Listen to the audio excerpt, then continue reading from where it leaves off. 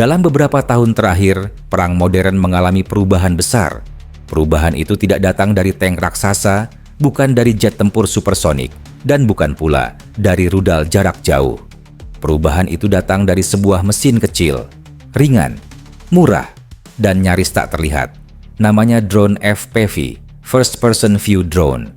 Drone yang dikendalikan seolah-olah pilotnya berada di dalam pesawat itu sendiri. Dan hari ini, kita akan membahas bagaimana drone FPV, khususnya yang digunakan Rusia, telah mengubah wajah peperangan modern.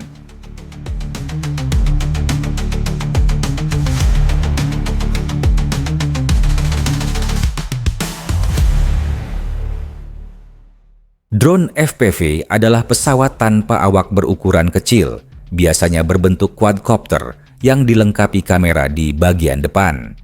Kamera ini mengirimkan gambar secara langsung ke layar atau kacamata operator. Operator tidak hanya mengendalikan drone, ia melihat melalui mata drone itu sendiri. Teknologi ini awalnya digunakan untuk balap dan hobi. Cepat, lincah, presisi tinggi. Namun di medan perang, fungsi itu berubah sepenuhnya. Drone FPV tidak lagi sekadar terbang, ia menjadi senjata.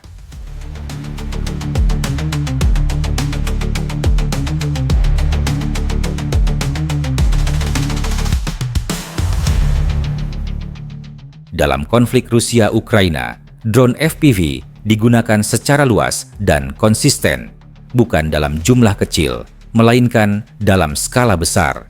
Drone-drone ini digunakan untuk menyerang kendaraan lapis baja, sistem artileri, pos pertahanan, hingga unit infanteri di parit.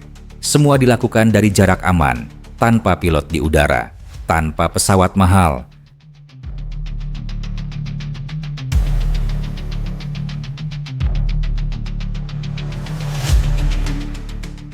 Keunggulan utama drone FPV Rusia terletak pada efektivitas biaya. Satu drone FPV bernilai jauh lebih murah dibandingkan satu tank atau satu sistem artileri modern. Namun, jika diarahkan dengan tepat, drone kecil ini mampu menghancurkan target bernilai sangat tinggi. Inilah bentuk perang asimetris, senjata murah melawan sistem mahal.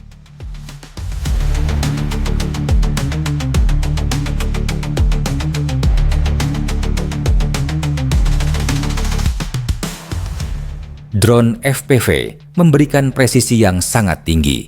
Operator dapat melihat target secara langsung, mengubah arah di detik terakhir, dan mengincar titik paling lemah. Tidak ada tembakan membabi buta. Tidak ada lintasan balistik yang tidak pasti. Yang ada hanyalah keputusan manusia dan jalur lurus menuju sasaran. Ukuran drone FPV sangat kecil. Ia terbang rendah dan seringkali berada di luar jangkauan radar konvensional. Sistem pertahanan udara dirancang untuk menghadapi pesawat besar dan rudal cepat, bukan mesin kecil seberat beberapa kilogram. Menggunakan rudal mahal untuk menjatuhkan drone murah bukan solusi yang efisien.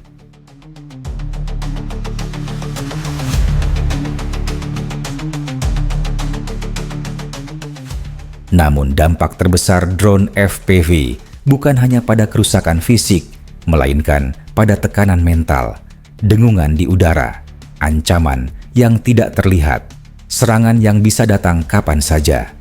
Pasukan di garis depan tidak hanya menghadapi musuh di darat, tetapi juga rasa cemas yang terus-menerus.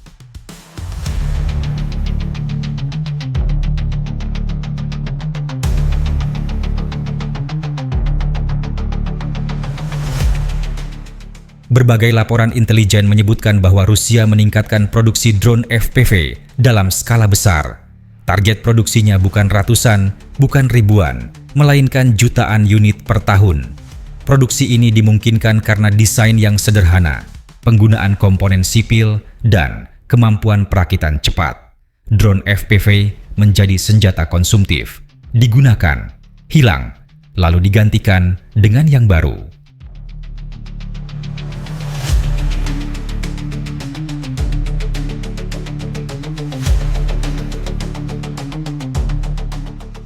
Penggunaan drone FPV secara masif membuat dunia bereaksi. Negara-negara NATO, Asia dan Timur Tengah mulai mengembangkan drone serupa. Doktrin militer berubah, pelatihan baru diterapkan, unit khusus anti-drone dibentuk, perang elektronik dan sistem jammer menjadi fokus utama pertahanan. Namun, muncul kekhawatiran besar. Drone FPV mudah dirakit, mudah dimodifikasi, dan sulit dilacak. Banyak negara khawatir teknologi ini jatuh ke tangan aktor non-negara atau digunakan di luar medan perang. Drone FPV tidak hanya menjadi isu militer, tetapi juga tantangan keamanan global.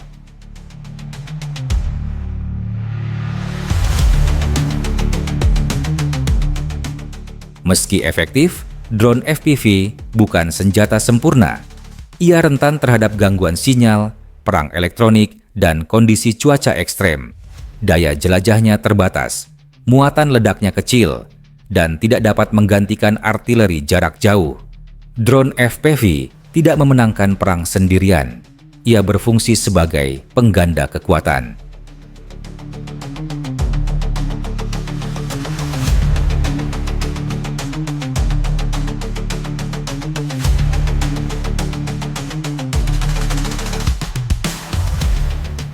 Drone FPV telah mengubah cara manusia berperang, bukan dengan ukuran besar, melainkan dengan jumlah besar, bukan dengan biaya mahal, melainkan dengan presisi.